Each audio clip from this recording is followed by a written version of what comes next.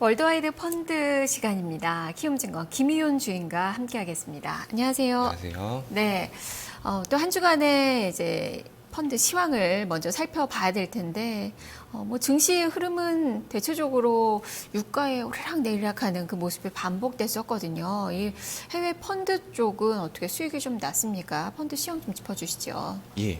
일단 먼저 1일 현지 시간 기준으로 뉴욕 증시는 국제 유가 하락 및 경제 지표 부진에 따라 혼조를 보이며 마감했습니다.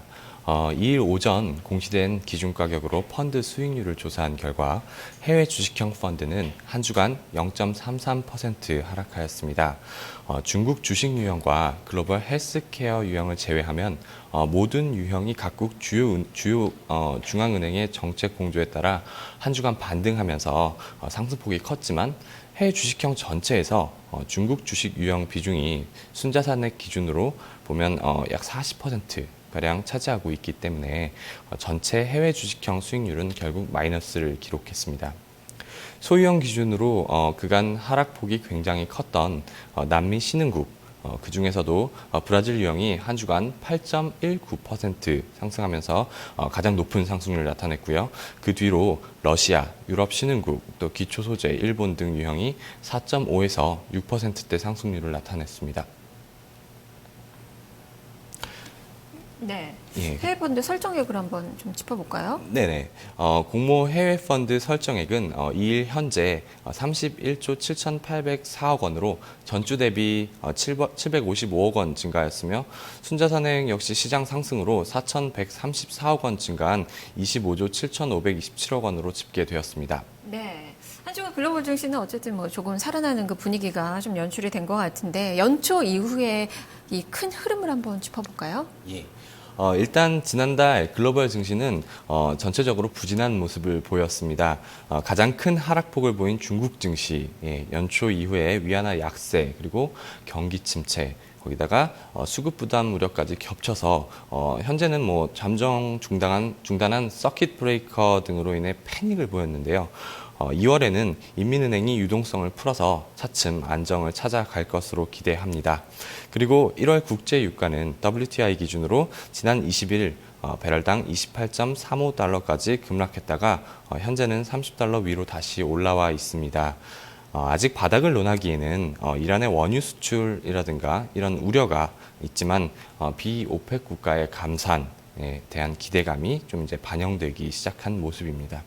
그리고 1월 FOMC에서 기준금리 동결, 그리고 일본 중앙은행의 사상 첫 마이너스 금리 도입, 이런 주요 중앙은행의 완화 기조에 따라서 투자 심리는 좀 개선되면서 최근 글로벌 증시가 반등한 것으로 해석됩니다. 네. 무엇보다 지금 환율이 글로벌 증시에 미치는 영향이 좀 더 커졌다라고 좀 볼 수 있을 것 같은데요. 거기에 대해서 좀 살펴주세요. 네, 맞습니다. 경기 흐름이 굉장히 좋지 않았기 때문에 자국 통화의 가치를 떨어뜨려서 수출 개선을 꾀하는 방식, 이른바 환율 전쟁이라고 부르는 이 상황이 지속되고 있습니다. 그리고 결과적으로 독일 및 일본 증시의 성과도 유로화 및 엔화에 연동하는 모습을 보여왔는데요. 일본의 경우 2012년 하반기부터 독일은 2015년 상반기 이후에 엔화 및 유로화가 약세를 나타내면서 증시는 급등했습니다. 이러한 통화 약세 경쟁은 앞으로도 지속될 것으로 예상하고요. 이로 인해서 시장에 유동성이 공급되면 지금 굉장히 그 축소된 위험자산 선호도가 점차적으로 다시 안정세를 보일 것으로 예상합니다. 네, 지금 엔화 유로화의 약세, 바로 ECB와 BOJ의 바로 이 추가 부양 이런 부분들이 많이 좀 영향을 주고 있는 분위기인데 그렇다면 증시로 옮겨가 본다면 일본 증시나 유럽 증시가 더 유리하다는 말씀이신가요? 일단 저희는 미국이나 뭐 중국보다는 유럽 및 일본 증시 전망을 좀 더 긍정적으로 보고 있는 게 사실입니다. 다만 중국 위안화가 약세로 전환된다든가 아니면 미국 금리 인상 속도가 현저히 줄어든다든가 뭐 이렇게 되면은 이런 정책 효과가 아무래도 반감될 수 있는 거죠. 그래서 오늘 중점적으로 말씀드릴 부분은 유럽인데요. 유럽은 현재 양적 완화를 지속하고 있고요.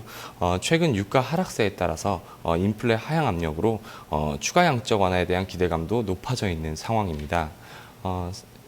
왼쪽 차트 보시면요. 2016년 ECB 그 브렌트유 전재치는 작년 9월 56.1달러에서 12월 52.2달러로 하향 조정됐지만 이거 굉장히 높은 수준이거든요. 그래서 이에 따라 2%에 근접한 인플레 목표를 가진 ECB의 인플레 전망치도 3월 중에 하향 조정이 불가피할 것으로 보입니다. 현재 유로존 인플레율은 1월 전년 동기 대비 0.4% 상승했습니다. 다만 이 목표치가 2%인데요. 한참 모자라는 수준입니다. 게다가 최근 드라기 총재가 3월 회의에서 필요하면 추가적인 부양책을 제공할 준비가 되어 있다. 뭐 이런 발언을 함에 따라서 이 정책 양적 완화 정책 기대감이 좀 더 올라가 있는 상황입니다. 한편 블룸버그 서베이에 따르면 ECB의 추가 완화를 예상하는 응답 비중이 60%로 나타났고요. 그 시기는 다수가 상반기 중일 것으로 보고 있었습니다. 네, 지금 뭐 세계가 낮은 이 물가 수준 때문에 고민이 참 많습니다. 이 저인플레 상황이 계속되면서 추가 불양에 대한 그 기대감이 또 상당히 높아지고 있고, 그렇다면 오늘 바로 이런 부분이 투자 포인트가 되지 않을까 싶거든요. 예, 그렇습니다. 추가적으로 유가가 하락하는 상황에서 유럽의 소비자 신뢰 지수가 위기 이전의 수준을 회복 중이고요. 이에 따라서 소비 지출 및 내수가 확대될 것으로 기대하고 있습니다. 또한 GDP 성장률이 상승하고 제조업 PMI 역시 개선세를 나타내고 있기 때문에 유럽 기업들의 매출 성장률은 이와 같은 경제 성장과 더불어 상승할 것으로 예상합니다. 그리고 유럽 주식의 멀티플, 그러니까 그 스탁스 유럽 600 지수를 기준으로 예상 주가 수익 비율은 2014년 저점인 12.3배에서 15.4배까지 상승했습니다. 지금까지 이러한 그 멀티플 상승에 의해 주가가 좋은 흐름을 보였다면 향후 유로화 약세 및 내수 강화에 따라 기업의 이익 성장률 개선이 이를 대체하는 어떤 상승 요인으로 작용할 것으로 기대합니다. 네. 자, 그렇다면 투자할 만한 펀드는 어떤 것들이 있을까요? 예, 오늘 제가 소개해드릴 펀드는 슈로더 유로, 그 다음에 JP 모간 중소형주, 그리고 마지막으로 하나 UBS 유럽 오퍼튜니티 펀드입니다.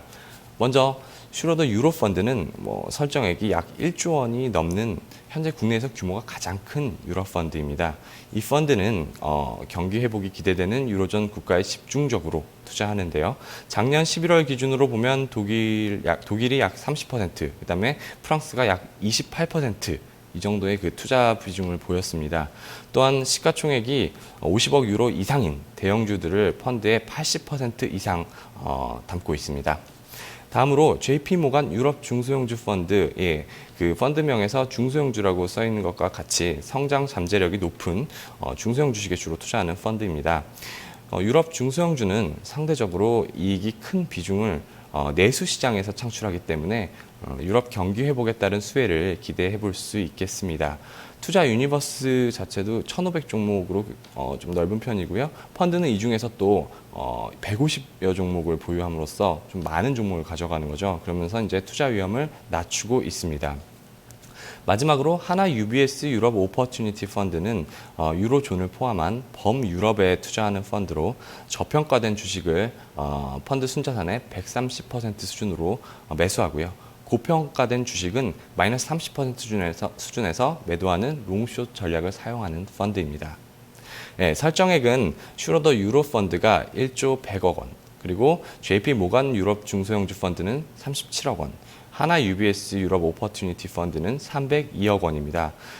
그리고 각 펀드의 3개월 성과는 슈로더 유로 펀드가 마이너스 6.16%, 그다음에 JP 모간 유럽 중소형주 펀드 마이너스 2.73%, 그리고 하나 UBS 유럽 오퍼튜니티 펀드가 마이너스 1.13% 이렇게 기록했습니다. 네, 펀드 보수에 대해서도 알려주시죠. 예, 일단 그 A2 클래스를 기준으로 슈로더 유로 펀드의 총 보수는 1.270%, 그리고 선취 판매 수료는 0.5%입니다. JP 모간 중소형주 펀드는 총 보수 1.265%, 선취 판매 수료 0.5%고요. 마지막으로 하나 UBS 유럽 오퍼튜니티 펀드는 총 보수 0.62%, 선취 판매 수료 0.5%인데요. 이 펀드는 재간접형 펀드로 피투자 펀드에 대한 보수가 한 1%가량 부과됩니다. 여기에서 선취 판매 수수료는 또 판매사에 따라 다르게 부과될 수 있는데요. 키움증권은 선취 판매 수수료를 받지 않고 있습니다. 이렇게 비용을 아끼면 수익률 향상에 도움이 되기 때문에 가입 전에 판매사의 수수료를 꼼꼼히 따져보는 게 중요합니다. 네, 마지막으로 유로펀드 투자하실 분들을 위해서 유의사항 어떤 것들이 있는지 말씀해 주실까요? 예, 먼저 단기적으로는 3월 ECB 회의를 주목할 필요가 있습니다. 또한 처음에 말씀드렸다시피 향후 유로화 약세가 진행된다고 해도 미국 금리 인상 속도가 좀 느려질 거라는 전망이 지금 굉장히 많이 나오고 있거든요. 그렇게 된다면은 아무래도 그 증시 상승은 예전만큼 못할 것이다라는 좀 그런 우려감이 있는 상황입니다. 그래서 이런 점을 좀 유의하시기 바라고요. 그다음에 글로벌 경기의 불확실성, 과연 이게 계속 이제 글로벌 경기가 개선될 수 있을 것인가? 이에 대한 이제 불확실성도 여전히 남아 있기 때문에 혹시 투자 의향이 있으시다면 상반기 중에는 분할 매수로 접근하는 것이 유효할 것으로 생각됩니다. 네, 알겠습니다. 말씀 잘 들었습니다. 네, 감사합니다. 네, 자 오늘 월드와이드 펀드 김희훈 주인과 함께 살펴봤습니다.